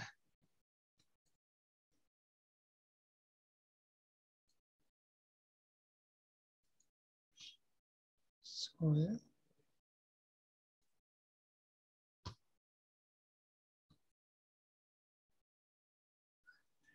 Nah, apakah sudah terlihat ini punya Nathanael? Sudah, Pak. Oke, ya. Jadi kita lihat di punya Nathanael, di konsepnya dia hanya memberikan definisi tentang berpikir kritis, ya. Jadi pendapat ahli berkaitan berpikir kritis, tidak ada hubungannya dengan pernyataannya yang menghubungkan berpikir kritis dengan bermanfaat, ya, manfaatnya bagi akademik. Artinya boleh, ya, boleh satu kita memberikan definisi pertama tentang berpikir kritis, tapi kemudian harus dilanjutkan dengan mencari pandangan-pandangan berkaitan dengan manfaat berpikir kritis, karena itu yang mau kita argumentasikan, kan gitu. Itu yang mau kita yakinkan bahwa berpikir kritis itu benar bermanfaat, ya. Kali ini semua kita lihat kan semua definisi berpikir kritis, ya. Ya, ini semua tentang definisi berpikir kritis. Jadi di sini boleh dikatakan oke, konsep oke, tetapi tidak cukup, ya, tidak membedai karena tidak bilang apa-apa, ya. Dia hanya menjelaskan itu saja, belum ada kaitan dengan pernyataannya untuk menjawab pernyataannya tadi, yaitu bahwa berpikir kritis bermanfaat adalah keterampilan yang bermanfaat bagi warga akademik. Yang kedua, purpose, ya. purpose, kemampuan berpikir kritis dalam kalangan mahasiswa sangat perlu dipelajari serta dikembangkan. Ah, ini kan pernyataan yang tidak ada isinya, pokoknya pernyataan yang melayang kan gitu ya. Tidak ada isinya. Oke, kita lihat dulu yang berikut. 1. Mengenali kemampuan dalam diri. Ini yang disebut the opini ya. Jadi pernyataan muncul dari mana kan kita nggak tahu nih. Ya. Ya, lalu yang kedua, pemikiran menjadi lebih open-minded. Nah, ini sudah nggak jelas di purpose ini apa nih yang dibuat. Purpose itu berkaitan dengan apa yang mau kita lakukan dalam membangun argumen kita. Ya. Yang berkaitan dengan pernyataan tadi bahwa berpikir kritis itu bermanfaat bagi warga akademik, mahasiswa. Ya. Karena itu ya purpose-nya adalah menjelaskan. Ya. Purpose-nya adalah menjelaskan atau mengargumentasikan atau menganalisis atau apalagi ya. Bahwa berpikir kritis itu bermanfaat bagi warga akademik ya. Jadi purpose ini tidak punya kaitan dengan pernyataan. Itu yang saya katakan tadi ya. Salah ya. Dia melepaskan purpose ini dari pernyataan yang menjadi instruksi TTS, tes tengah semester, yaitu pernyataannya sekali lagi berpikir kritis adalah keterampilan yang bermanfaat bagi mahasiswa atau warga akademik. Jadi purpose-nya sudah meleset ya. Nah, kita lihat question, jadi baru konsep, lalu purpose, ya question tidak ada ya. Langsung ke argumen atau informasi. Nah, argumennya ini apa nih? Ya, kita lihat ya. Berkritis sangatlah dibutuhkan dan seterusnya tidak ada data ya. Jadi ini juga tidak, argumennya itu bukan argumen ini namanya. Ini konsep-konsep juga nih, tidak ada data sama sekali kan. Ya. Jadi ini belum argumen ini namanya. Nah, kesimpulan.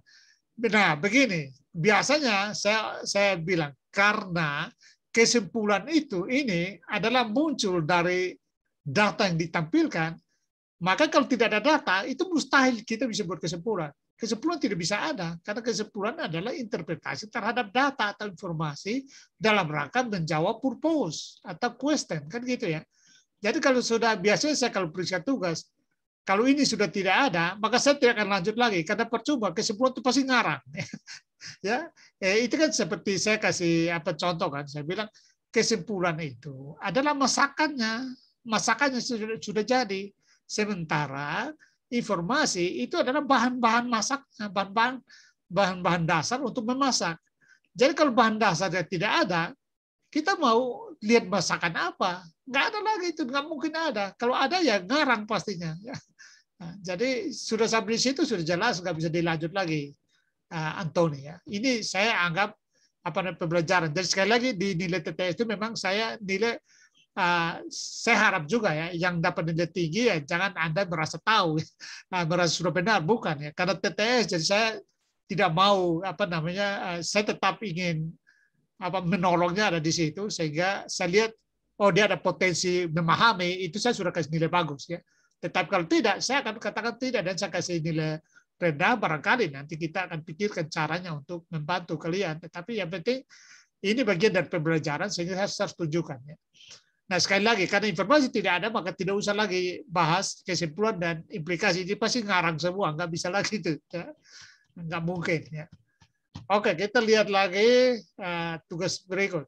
Oke, Ahmad mulai dengan mengutip kembali, ini bagus ya, supaya dia mengarahkan dalam mengerjakan tugas ya, berpikir kritis sebagai bentuk keterampilan yang bermanfaat bagi mahasiswa akademik. Konsep yang akan saya gunakan adalah definisi para ahli terhadap berpikir kritis. Oke, ini berpikir kritis, semua definisi berpikir kritis ya. Cuma itu ya.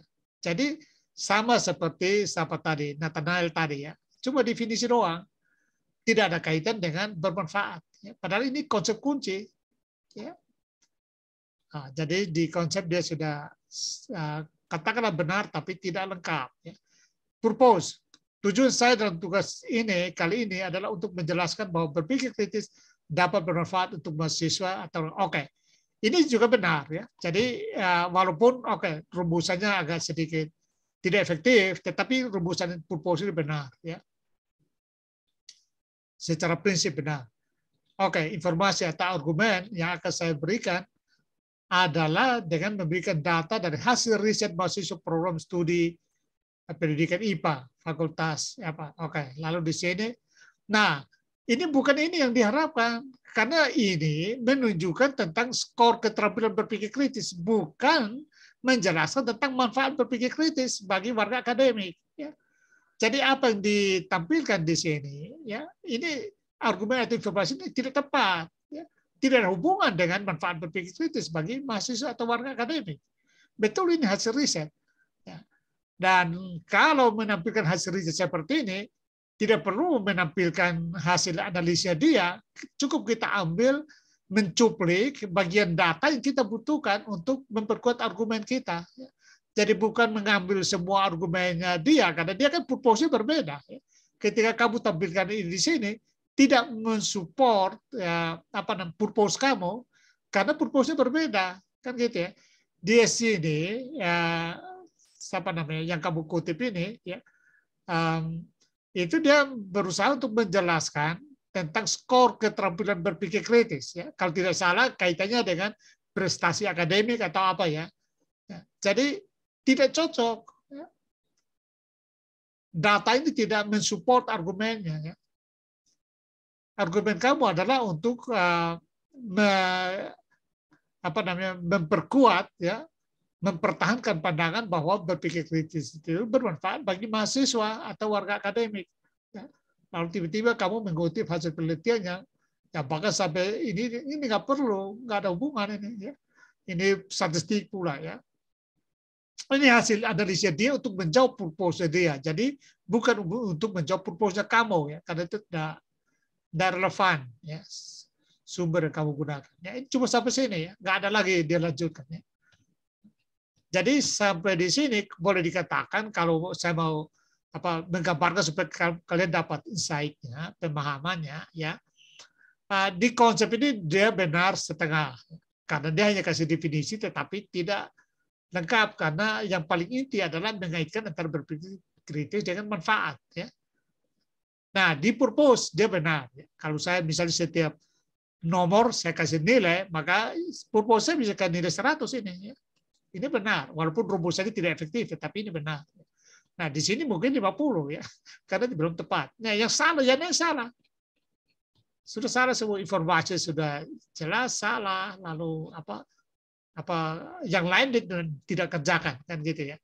Kalau dia buat kesimpulan, ini bayang kesimpulannya kayak apa? Kalau dia berdasarkan data ini untuk membuat kesimpulan, kan pasti lain ya, tidak menjawab question maupun purpose, tidak menjawab ini. Oke, ini sudah contoh kasus yang kedua ya. Saya harap kalian makin paham ya dari yang bagus. Ya. Tunjukkan yang bagus dong Pak. Ya tentu, pasti akan sampai ke sana. Karena saya beli bervariasi, jadi pasti akan sampai. Mungkin ini bagus, mungkin ini ya. Kita lihat ya punya berlian ya. Alisa Berliana. Alisa ada? Halo? Alisanya ada nggak? Pak. Oh oke ya. Kita lihat punya Alisa ya. Sekali lagi dia pakai pernyataannya berpikir kritis sebagai bentuk keterampilan yang bermanfaat bagi mahasiswa atau warga purpose. Essay ini mencoba untuk mengangkat kepekaan terhadap manfaat berpikir kritis sebagai bentuk keterampilan. Oke, ini juga sekali lagi tidak efektif ya kalimat-kalimat, tetapi benar purpose ini oke ya. Question, mengapa dibutuhkan berpikir kritis bagi mahasiswa? Question ini juga oke. Dia mensupport purpose kan. Ya. Kalau artinya kalimat-kalimatnya dibuat efektif, dua-duanya akan menjadi klop, relevan. Ya. Ingat sama seperti yang tadi saya tunjukkan di PPT. Ya. Itu relevan. Tinggal di rumusan saya diperbaiki, tapi secara substansi saya anggap ini benar. Jadi 1, 2, Alisa sudah benar. Ya. Kita lihat konsep. Dia mulai dengan universitas dan perguruan tinggi, saat ini kurang mengajarkan berpikir kritis. Jadi di sini, oke, dia tunjukkan berbagai pendapat di sini, yang berkaitan dengan definisi berpikir kritis. Dia mengutip Robert Ennis juga. Robert Ennis ini seangkatannya. Dia dengan Richard Paulus saling mengutip ya. Dua-dua satu guru sebenarnya, lalu mereka saling mengutip. Lalu dia sampai ke ada dimensi berpikir kritis. Oke. Richard Paul juga dia kutip ya. Nah, jadi saya cukup menghargai Alisa karena dia menggunakan sumber-sumber yang kita pakai dalam pembelajaran ini ya. Artinya dia mempelajari bahan-bahan yang dia sudah dapatkan. Ini menurut saya sangat penting ya karena banyak yang capek-capek cari sumber dari luar-luar sana, ya. Padahal sumber yang kita sudah pelajari itu sudah kaya juga. Kalau kalian ikut PPT saja sudah banyak yang menjawab pertanyaan tugas ini sebenarnya. Ya. Nah, ini dia dengan Richard Paul lalu bahas tentang egosentrisme. Nah, kelemahan dari Alisa di konsep adalah dia belum mengaitkan dengan manfaat, kan gitu ya. Jadi tidak secara clear, secara tegas mengaitkan berpikir kritis dengan manfaat. Tetapi menurut saya ini juga oke. Saya kalau harus berikan nilai ini, mungkin ya bisa 60-70 sudah oke untuk nomor ini, nomor konsep ya.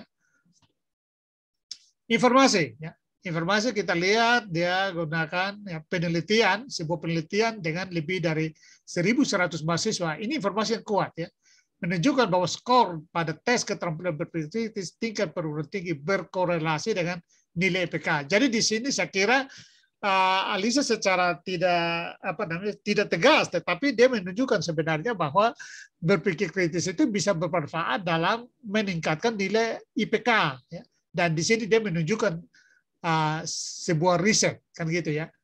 Lalu dia mengutip lagi studi lain dengan 2 bagian kelas kebijakan luar negeri Amerika Serikat. Jadi kelas kuliah ya, major ya, sebagai partisipan pun dapat menunjukkan bahwa berpikir kritis dapat ditingkatkan melalui pengajaran eksklusif.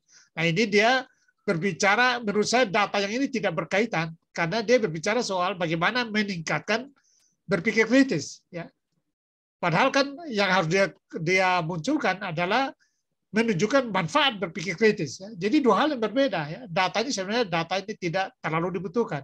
Ataupun kalau dimasukkan dalam tulisan, ini data sekunder, bukan data utama yang mensupport argumen. Ya. Ini tidak kuat dalam mensupport argumen. Bahwa dia ada boleh saja, tetapi dia sekunder. Ya. Nah, studi ini pun menemukan bahwa meskipun tidak signifikan secara keseluruhan, kelas cenderung meningkat dalam, nah ini sekali lagi ya, jadi berkaitan dengan upaya atau cara-cara untuk meningkatkan kemampuan berpikir kritis. Ya. Lalu ada data lain lagi. Jadi ada saya kira 3 informasi atau 3 data yang dikemukakan oleh Alisa. Yang ketiga kita periksa. Jadi yang satu sedikit cocok ya, tidak tepat semuanya, tetapi cukup ya cocok. Yang kedua tidak relevan menurut saya. Yang ketiga, dalam studi lain di Swedia dapat ditemukan bahwa individu yang menghadiri kelas di mana siswa rata-rata menerima lebih banyak pengajaran tentang berpikir kritis dengan jelas melaporkan tingkat sikap anti-imigran ya, yang lebih rendah. Ya. Jadi ini juga saya kira Alisa tidak secara tegas ya, mungkin tidak menyadarinya, tetapi sebenarnya ini juga mensupport ya, manfaat ya. Jadi di sini menunjukkan data ini kalau Alisa bahas ulang ya, mungkin saya akan minta dia bahas ulang ya supaya saya memberikan nilai, memperbaiki nilai kalau dia mau ya. Ini kalau dibahasakan data studi di Swedia ini menunjukkan bahwa berpikir kritis itu bermanfaat ya dalam hal mengurangi sikap anti imigran ya. Jadi kelihatannya di Swedia pasca migrasi besar-besaran dari Timur Tengah muncul di kalangan masyarakat Swedia sikap anti imigran. Nah, penelitian ini menunjukkan bahwa mereka yang katakanlah mendapatkan pengajaran berpikir kritis itu memiliki tingkat sikap anti imigran yang rendah, lebih rendah dari mereka yang tidak mendapatkan pengajaran tentang berpikir kritis. Jadi ini berarti manfaat berpikir kritis kan? Berpikir kritis bermanfaat dalam hal membuat mereka lebih rasional, lebih toleran ya. Jadi tidak mengembangkan sikap anti imigran sebagaimana mereka yang tidak mendapatkan pengajaran berpikir kritis. Nah, jadi kalau misalnya Alisa mau membahasakan ini secara tepat, ya lebih tegas, lalu data nomor 1 juga tegas, menurut saya data nomor 1 dan nomor 3 itu relevan, tapi data nomor 2 tidak relevan. Ya. Nah, meskipun demikian, saya kasih nilai tinggi di Alisa. Ya. Mengapa? Karena menurut saya dia sudah memahami, ya. Karena ini hanya butuh melatih saja supaya membiasakannya fasih, tetapi sudah mulai memahami, ya, menunjukkan bahwa oke lah, ada yang masih keliru, wajar ya, tetapi dia sudah memahami. Saya akan meminta Alisa kalau dia mau dia bisa memperbaikinya lagi ya, supaya melatih KPK-nya lagi supaya betul-betul memahami. Nah, mari kita lihat kesimpulan. Berpikir kritis yang dapat dianut mahasiswa sebagai keterampilan yang bermanfaat lebih didukung oleh jurnal dan artikel yang ini jadi dia menunjuk pada data yang digunakan, katakanlah begitu ya. Esai ini telah menunjukkan pentingnya berpikir kritis bagi mahasiswa dengan beberapa hasil studi. Lebih tepatnya, esai ini menunjukkan bahwa fasilitas akademik yang dapat mengembangkan keterampilan berpikir kritis mahasiswa bermanfaat tidak hanya dalam hal akademis, tetapi juga dalam hal mengurangi kejahatan sosial. Ya. Kesimpulan ini juga sudah lah. Tidak tegas sebenarnya, tapi ini benar. Secara substansi benar. Ini hanya butuh dirumuskan ulang saja supaya secara tegas menjawab question ya, tetapi secara substansi menurut saya ini juga kesimpulannya sudah benar. Oke, mari kita lihat implikasi. Kalau kesimpulannya begini ya, bahwa bermanfaat, tidak saja bermanfaat dalam hal akademik, tetapi juga dalam hal mengurangi kejahatan sosial, bagaimana implikasinya? Hasil esai ini diharapkan dapat mendorong perguruan tinggi untuk lebih mempromosikan dan mengimplementasikan berpikir kritis dalam kurikulum. Ya. Nah, tepat kan? Implikasi yang digunakan tepat untuk mensupport atau sebagai kelanjutan dari kesimpulannya. Ya. Jadi sekali lagi kesimpulannya belum tegas dia rumuskan, ya, tetapi menurut saya substansi benar, implikasinya juga benar. Nah, saya kira itu ya. Kalau Alisa mau berpikir lagi, ini akan jadi sangat bagus sekali, bisa dijadikan contoh. Silakan ada komen berkaitan tugas Alisa, saya persilakan. Atau Alisa sendiri mau komen, silakan.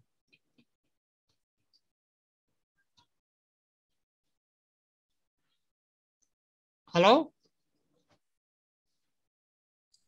Kalau bentuk yang lebih tegas itu gimana ya Pak contohnya? Kayak bagaimana? Contoh kalimatnya. Bagaimana? Bentuk yang lebih tegas itu contohnya kayak gimana ya Pak? Ya, pokoknya kamu jangan lari dari purpose dan question ya, dari pernyataan ketat aja ke sini ya, supaya tidak menimbulkan misalnya ya kita di konsep kamu sudah tahu masalahnya kan, masalahnya belum ada pemikiran-pemikiran atau konsep yang dikaitkan dengan manfaat, ya kan? Kalaupun ada tidak tegas, kamu harus buat supaya lebih clear. Ya. Di informasi saya sudah katakan yang dua ini tidak relevan. Ya. Yang pertama, ya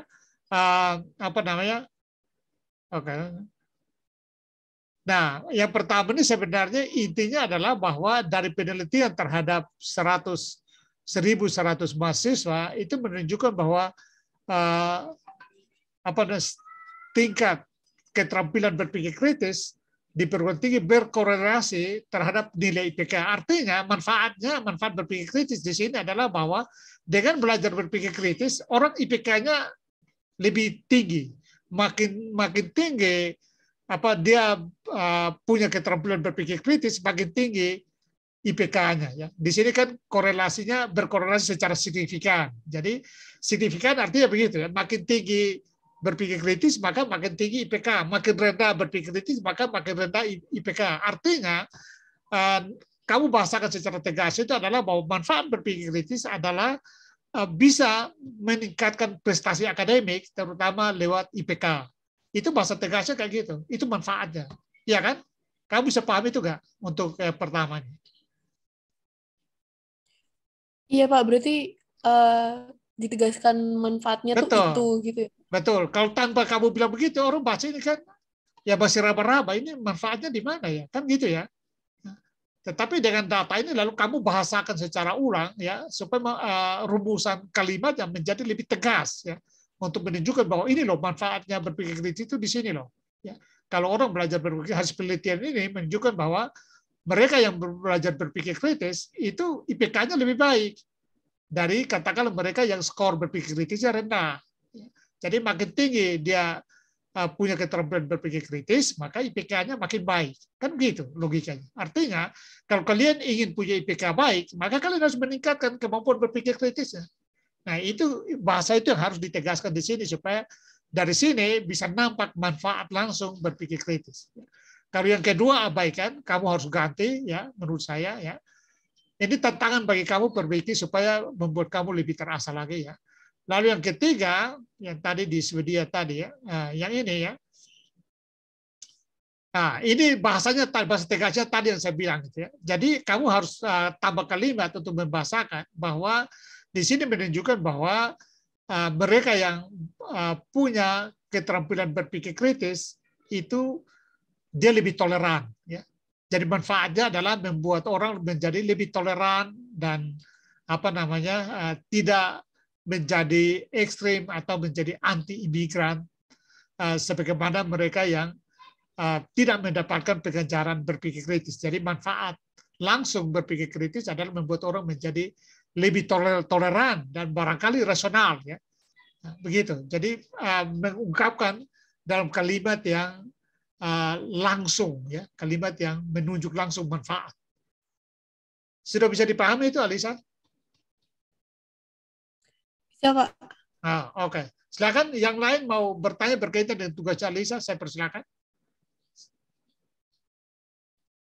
Supaya kalau kalian lihat nilai Alisa tinggi, ya itu nilai karena hasil kerjanya begitu ya. Makanya saya katakan, walaupun nilai tinggi, jangan juga menganggap bahwa kamu sudah paling benar, itu maksud saya ya. Nah, jadi saya kasih nilai, kalau tidak salah Alisa itu 90 atau 95 ya. Nah, tapi karena ini ya menurut saya dia hanya berpikir sedikit saja membuat tugas ini menjadi sangat baik sekali. Ya. Nah, termasuk kalau kamu perbaiki selain di konsep supaya sempurna, itu juga informasi yang kedua itu harus ganti. Kamu harus cari informasi lain. Jadi memang informasi untuk sebuah argumen yang kuat itu minimal 3 informasi, 3 data ya kita gunakan. Kamu sudah 3, tetapi yang 2 tidak relevan. Ya. Kesimpulannya juga kamu bahasanya ya menurut saya, tapi mungkin kamu buat formulasi kalimat yang tegas karena sekali lagi kesimpulan adalah jawaban tegas ya terhadap question ya. Ini ya. Jadi kamu harus pastikan apakah baca kesimpulan ini menunjukkan bahwa question ini sudah terjawab dengan tegas atau tidak. Apakah dengan membaca kesimpulan ini menunjukkan bahwa purpose sudah tercapai atau tidak. Nah, itu yang cara untuk memastikan kesimpulan yang kita buat itu sudah benar. Apakah ada? Kalau tidak, saya akan masuk ke tugas yang lain lagi, biar supaya kalian kaya ya dengan membahas kasus. Ya. Saya akan lihat punya fertility. Fertility juga saya buat grade, berarti tugas ini kelihatannya bagus. Ya. Apakah sudah muncul punya fertility? Sudah, Pak. Sudah. Oke, kita lihat ya. Ferlito. Berpikir kritis, bentuk keterampilan yang bermanfaat. Oke, purpose. Menganalisis berpikir kritis sebagai bentuk keterampilan yang bermanfaat. Ya, ini jelas ya. Purpose jelas ya. Match atau relevan dengan pernyataan. Yang kedua, konsep. Berpikir kritis dan keterampilan yang bermanfaat. Jadi jelas, dia mampu mengidentifikasi konsep yang harus dibahas, yaitu berpikir kritis dan bermanfaat, keterampilan yang bermanfaat. Lalu dia buat definisi. Tentu ini tidak cukup ya, tidak memadai karena dia hanya buat definisi tentang berpikir kritis ya dan keterampilan. Jadi 2 konsep yang dia kasih definisinya yaitu berpikir kritis dan keterampilan. Padahal yang dibutuhkan sebenarnya adalah keterampilan bermanfaat dari berpikir kritis, kan gitu ya. Nah, jadi dia buat definisi secara terpisah, padahal harus dia cari pendapat-pendapat ahli yang menghubungkan antara berpikir kritis dengan bermanfaat atau keterampilan yang bermanfaat. Tetapi saya menghargai Ferlito karena dia bisa mengidentifikasi konsep yang benar, yaitu ada konsep berpikir kritis dan keterampilan yang bermanfaat di lain sisi. Jadi 2 konsep di sini. Hanya dalam penjabarannya lalu dia tidak lengkap, ya itu soal lain. Tapi menurut saya dia sudah cukup baik karena dia mampu mengidentifikasi konsep yang seharusnya dia jelaskan. Ya. Saya kira dengan penjelasan ini Ferlito akan sudah memahami apa yang seharusnya dikerjakan ya supaya membuat dia akan menjadi lebih baik. Karena begini, kalau kalian dapat tugas untuk buat makalah oleh mata kuliah lain, nah ini yang keterampilan ini yang harus kalian miliki. Kalau kalian melakukannya persis seperti yang saya jelaskan ini, kalian percaya. Setiap dapat tugas buat tulisan, makalah, atau esai, saya yakin kalian nilainya bagus. Ya, saya yakin itu. Kecuali ya, nah ini juga perlu kelemahan di UKSW juga. Ada sejumlah dosen yang Kadang-kadang malas baca, ya. Jadi tidak baca serius tugas, langsung kasih nilai saja, ya, berdasarkan biasanya kalau orang aktif di kelas dianggap itu bagus, ya, tugas tidak perlu baca serius, langsung kasih nilai. Biasa ada yang begitu, ya, tidak semua, tapi saya tahu ada dosen juga yang begitu, ya. Nah, jadi sekali lagi konsep, oke, dia berhasil mengidentifikasinya, tetapi tidak berhasil menjabarkannya. Argumen. Hasil penelitian dari Sulistiono dan Navia menunjukkan adanya hubungan antara mahasiswa dengan kemampuan berpikir kritis yang tinggi dengan kemampuan akademik yang tinggi. Nah, oke, ini sudah jelas, ya. Dia menunjukkan bahwa ada hubungan antara kemampuan berpikir kritis dengan kemampuan akademik. Ini hampir sama dengan riset yang bukti atau data yang ditunjukkan tadi oleh Alisa, ya, bahwa kemampuan berpikir kritis berkorelasi terhadap kemampuan akademik. Ya. Lalu yang berikut, kemampuan berpikir kritis akan membekali siswa agar mampu memecahkan permasalahan yang dihadapinya, ya, secara logis dan sistematis dan seterusnya. Jadi ini dari Premeswari, mengutip dari penelitiannya Premeswari. Oke, saya kira datanya ada di sini, ya. Saya tidak begitu data yang ditampilkan di tabel ini tidak menggambarkan di sebelah, ya, karena di sini hanya menunjukkan tingkat keterampilan berpikir kritis saja, prosentase dari kategori dari penelitian ini, penelitian terhadap para siswa ini untuk melihat tingkat keterampilan berpikir kritis, tapi tidak mengaitkannya dengan manfaat, ya. Jadi data yang ditampilkan di sini menurut saya tidak sesuai dengan yang dijabarkan di sini, ya. Dijabarkan di sini, saya kira bahasanya lebih tegas, ya, dengan menunjuk pada hasil penelitian, walaupun datanya tidak dimunculkan, tapi menunjukkan pada katakanlah peneliti dan sumbernya. Mungkin Ferlito harus melengkapi dengan itu, ya, karena yang ditampilkan di tabel ini tidak sepenuhnya mensupport data yang kita inginkan.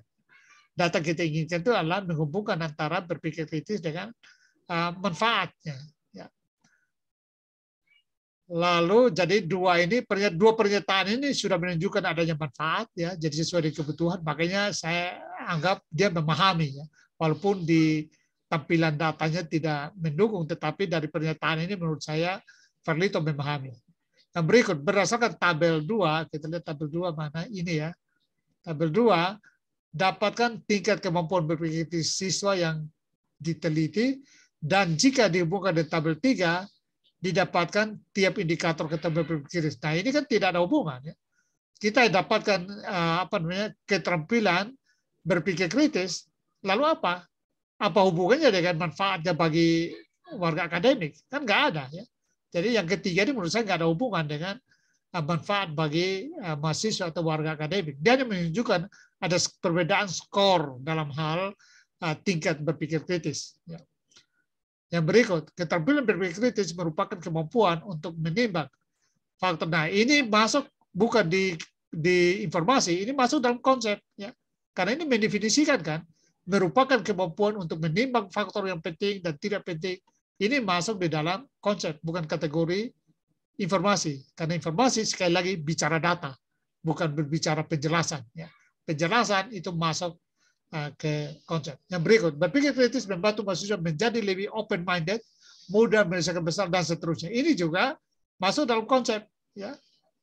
Ini juga betul menjelaskan manfaat. Justru ini kalau masuk ke konsep malah membuat dia kaya, ya, di konsepnya. Karena tadi konsep dia hanya menjelaskan tentang definisi berpikir kritis dan tidak menunjukkan manfaat, ya. Jadi ini harusnya pindah ke konsep. Kesimpulan, berpikir kritis merupakan suatu keterampilan yang sangat bermanfaat bagi mahasiswa warga akademik karena dapat membentuk seorang menjadi sistematis dan logis sehingga cakap. Nah, coba perhatikan, kalian semua perhatikan, kesimpulan ini tidak punya kaitan dengan informasi yang dikemukakan, ya. Kita lupakan konsep karena konsepnya dia memang sudah tidak sepenuhnya, ya, mendukung, tetapi cukup di informasi misalnya. Informasi yang pertama, dia bicara soal kemampuan berpikir kritis dan kemampuan akademik. Jadi manfaat berpikir kritis sebagai kemampuan akademik.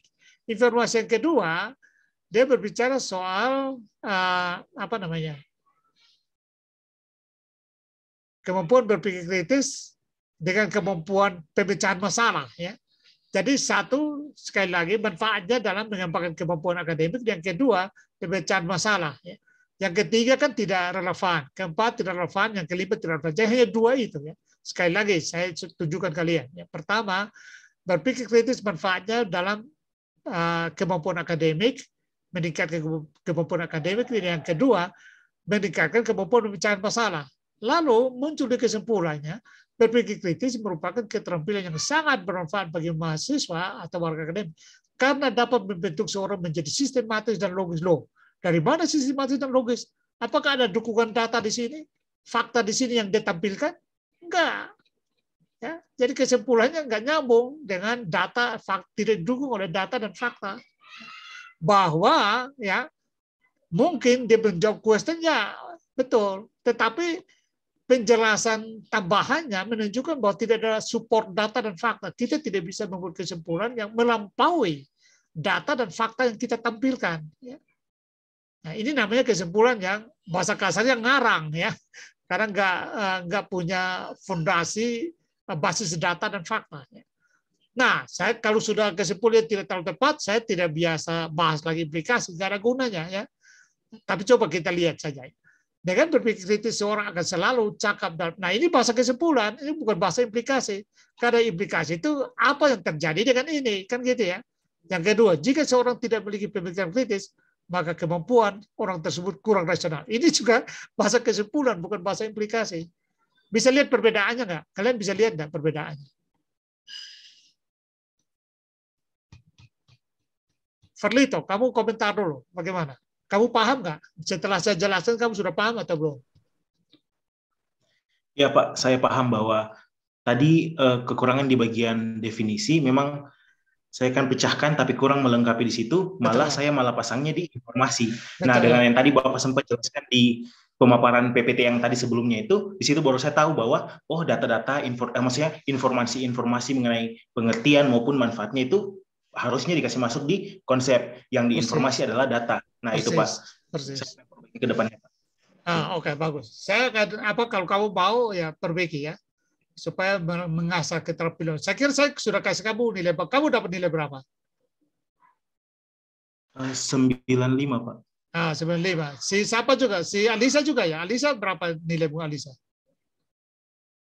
95 juga Pak. Itu ya. Jadi sekali lagi saya katakan, saya kasih nilai tinggi itu bukan karena mereka sempurna dalam tanda kutip, tapi walaupun mereka ada bagian yang mereka salah, tetapi menunjukkan mereka sudah paham itu loh, ya. Itu yang saya maksudkan. Nah, karena itu saya anggap dengan memberikan masukan, kalian berpikir kalian akan menjadi makin mahir gitu ya. Karena belajar ini bukan hanya untuk di mata kuliah ini saja untuk dapat nilai, tetapi manfaatnya bagi kalian ketika menghadapi tugas-tugas dari mata kuliah yang lain gitu ya. Baik dalam hal presentasi untuk membangun argumentasi maupun dalam menulis ya.